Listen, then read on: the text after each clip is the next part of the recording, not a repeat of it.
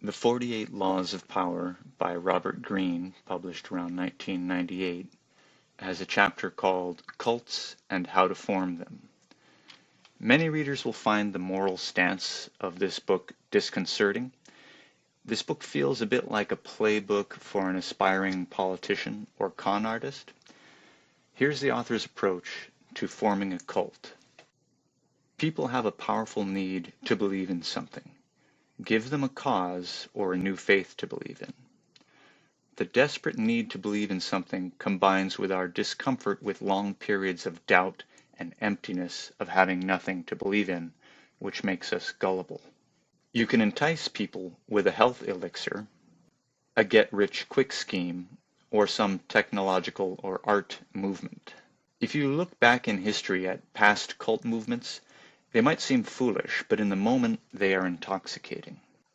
A few critical lessons are: keep your words vague but full of promise. Emphasize enthusiasm over rationality and clear thinking. The larger the group, the easier they are to deceive.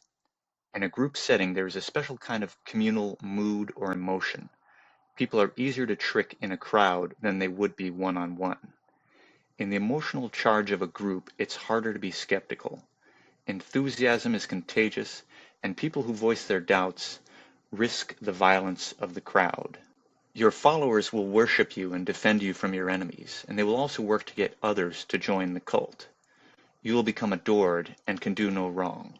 Cult leaders are all around us in all areas of life: business, fashion, politics, art, etc.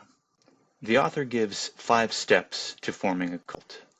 Step number 1 is keep it vague, keep it simple. Attract attention, avoid decisive actions which are too clear. Instead, use words which are more ambiguous and open to interpretation.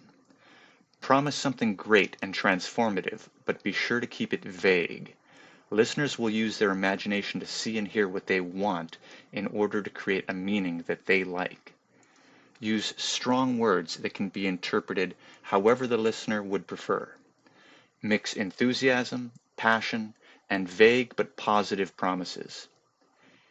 It's dangerous to explain your ideas in detail. It's too hard to deliver on specific promises. Most people's problems have complex causes. Few people have the patience to deal with the complexity of their problems. Most people want to hear that a simple solution will cure their problem. Instead of the complicated explanations of real life, return to the primitive solutions of our ancestors. If you do this correctly, you can say all kinds of things that might seem contradictory to an outsider, but a cult member will always be able to say, "Oh, he was joking about that thing that makes no sense, but that other thing that he said that I like, he was serious about that." In this way, the cult leader can do no wrong. Number 2 is emphasize the visual and sensual over the intellectual. Beware of boredom and skepticism. If they are bored, they will leave. If they have enough distance to think, they will become skeptical about your ideas and they will see through the scam. Amuse the bored and ward off the cynics. Provide a theatrical performance. Surround yourself with luxury and give them a visual spectacle. Appeal to all the senses: music, imagery, and tech gadgets. Make ordinary occurrences seem like signs that something special is happening. Step 3 is borrow the forms of organized religion as a structure. Create rituals for your followers. Organize followers into a hierarchy. Give names and titles that are semi-religious sounding. Ask people to give money to the cause. Talk and act like a prophet or a priest. Step 4 is disguise your source of income.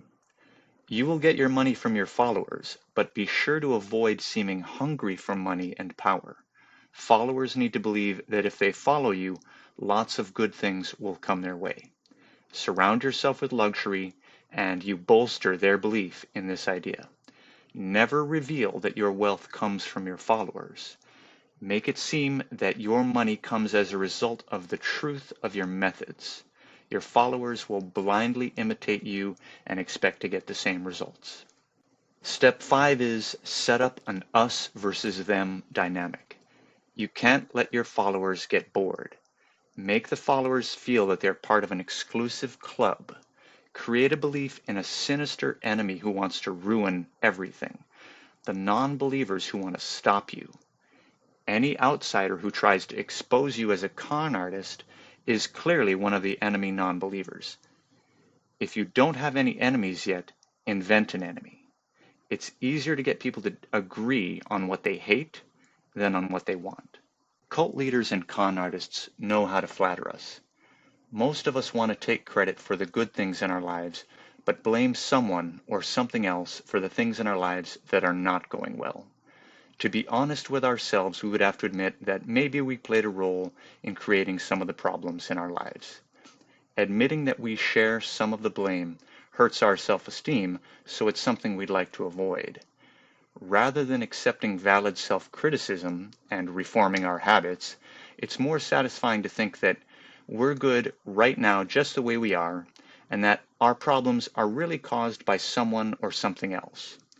This preserves our self-esteem and justifies us in behaving exactly as we always have. There's no reason to change if it's all someone else's fault.